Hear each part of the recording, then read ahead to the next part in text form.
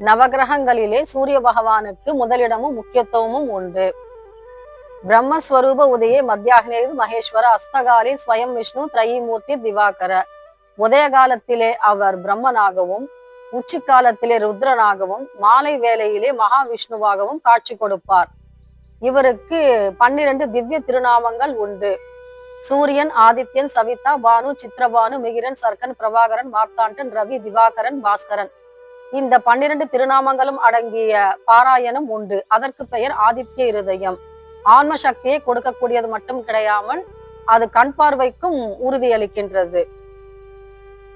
மகாவிஷ்ணுவிற்கு 10 அவதாரங்கள் சிறப்பித்து சொல்லப்படுகின்றது. அதிலே ராமாவதாரத்திற்கு முக்கியத்துவம் உண்டு.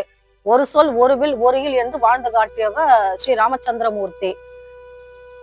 14 ஆண்டு கால வனவாசத்தின் பொழுது ராவணன் சீதையை கவர்ந்து கொண்டு சென்று விடுகின்றான். இலங்கையிலே சிறை வைத்து விடுகின்றான். சுக்ரீவனின் உதவியோடும் அனுமனின் துணையோடும் அவன் இருக்கும் இடம் தெரிய வந்து விடுகிறது ராமருக்கு.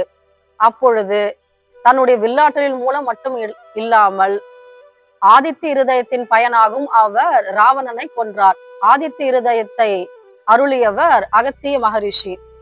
இப்படி ஆதித்ய இருதயத்தின் புண்ணியத்தின் பயனாகவும் சூரிய தேவனை வணங்கியதற்காகவும் ஸ்ரீ ராமச்சந்திரமூர்த்திக்கு ஆன்ம சக்தி கிடைத்து அதன் மூலமாக அவர் தன்னுடைய வில்லாற்றலை கொண்டு ராவணனை வதைத்தார். இது சூரிய பகவானின் அதிசயம் அல்லவா?